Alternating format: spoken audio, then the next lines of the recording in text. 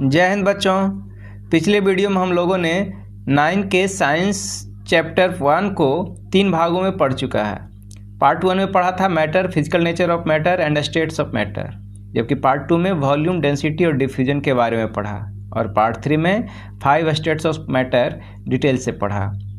और आज की वीडियो में हम लोग इसके interchanging in states of matter के बारे में पढ़ेंगे। मतलब पदार्थ की जो अवस्थाएं हैं क्या एक दूसरे से चेंज करते हैं, अगर करते हैं तो उसमें क्या क्या शर्तें हैं, इसके बारे में विस्तार से आज पढ़ेंगे। तो आइए शुरू करते हैं। इसमें पहला पॉइंट है फ्यूजन, जिसका दूसरा नाम है मेल्टिंग। हिंदी में से कहें तो संगलन। इसको कैसे डिफाइन किया गया है? A change of a state from solid to liquid by heating is called fusion. मतलब कि पदार्थ का जब सॉलिड से लिक्विड में कन्वर्ट होता है हीट करने पे, तो वो संगलन कहलाता है। इस प्रोसेस को संगलन या फ्यूजन कहते हैं। इसी से संबंधित एक पॉइंट है जिसका नाम ही है मेल्टिंग पॉइंट। तो इसे कैसे डिफाइन करते हैं? The temperature on which any solid starts to melt is called melting point.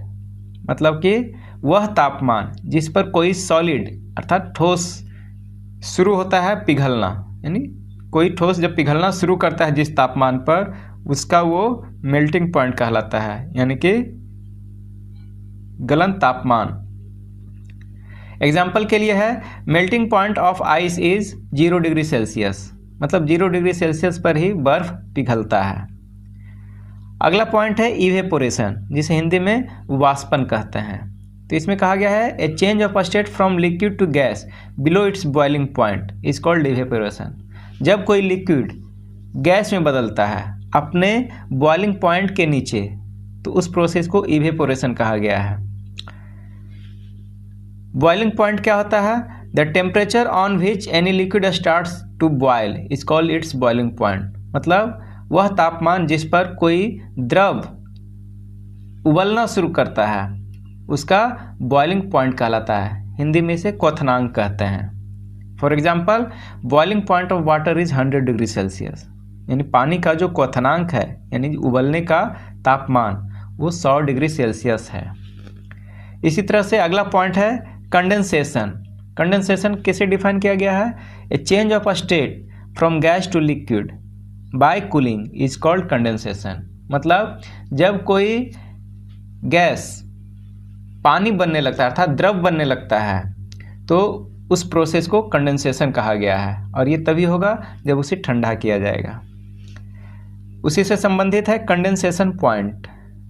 इसमें बताया गया है the temperature on which any gas starts condensate is called condensation point. मतलब वह तापमान जिस पर कोई गैस द्रव में बदलना शुरू होता है वो कंडेंसेशन पॉइंट कहलाता है। फिर है अगला पॉइंट फ्रीजिंग।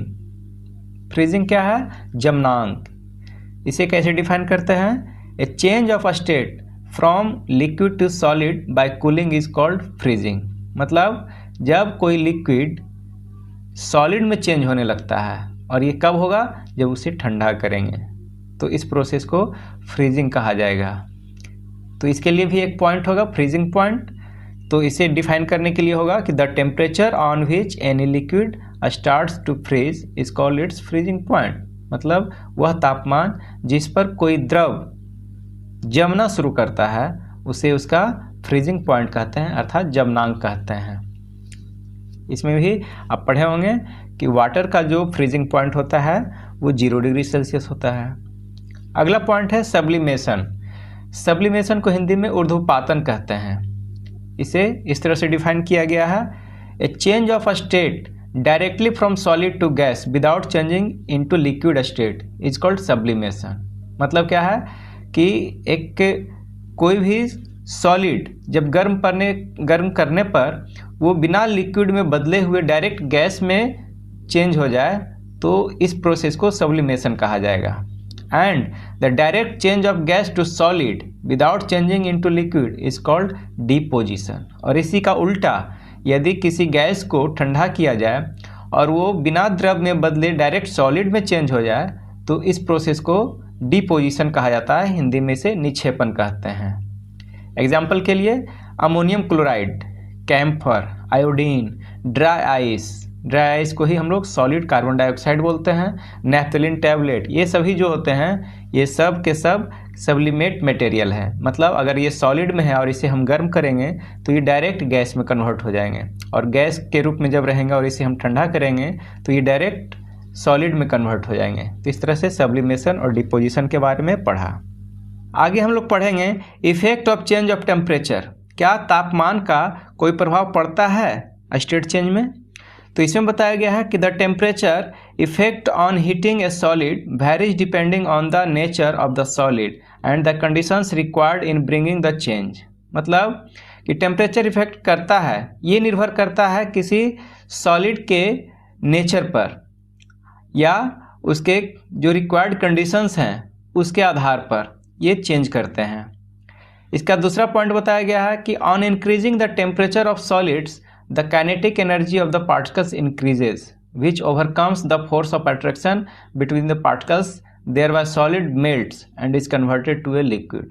मतलब जब किसी सॉलिड पर हम टेम्परेचर इंक्रीज करते हैं, बढ़ाते हैं, टेम्परेचर को जब बढ़ाते हैं तो उसके पार्टिकल्स के जो बीच काइनेटिक एनर्जी है वो इंक्रीज कर जाता है, वो बढ़ जाता है, और जिसके कारण क्या है, अट्रैक्शन फोर्स वो जो उनके पास रहता है उसको तोड़ देते हैं, और जिसके कारण वो फिर क्या होता है, सॉलिड से पिघलना शुरू कर देता है और इस तरह से वो लिक्विड बन जाता है। अगला पॉइंट बताया गया है कि effect of change of pressure. मतलब क्या प्रेशर का भी कोई इफेक्ट है चेंज पे, इसके बारे में पढ़ेंगे। तो इसमें पहले पॉइंट में बताया गया है इंक्रीजिंग और decreasing the pressure can change the state of matter. मतलब प्रेशर को बढ़ाने या घटाने पर मैटर के जो स्टेट्स हैं यानी उसकी अवस्थाएं हैं वो चेंज कर सकता है। दूसरा पॉइंट बताया गया है applying pressure and reducing temperature can liquefy gases.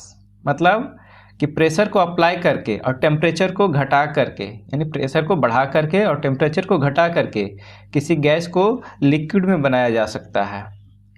तीसरा है solid carbon dioxide is stored under high pressure. यानी आपका जो कार्बन डाइऑक्साइड यदि सॉलिड फॉर्म में, जिसे हम ड्राई आइस कहते हैं, उसको स्टोर किया जाता है हाई प्रेशर पे। Solid carbon dioxide gets converted directly to gaseous states on decreasing of pressure to 1 atmosphere without coming into liquid state.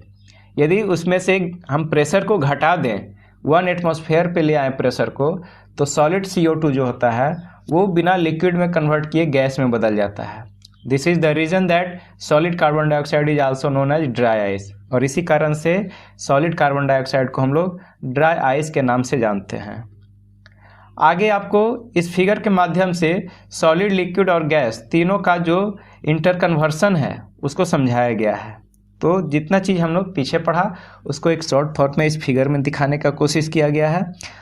इसे आप देखें, समझें, और यदि वीडियो पसंद आया हो तो लाइक शेयर ज़रूर कर दें, और अगर चैनल पे आप नए हैं तो सब्सक्राइब भी कर दें। थैंक यू, धन्यवाद, जय हिंद।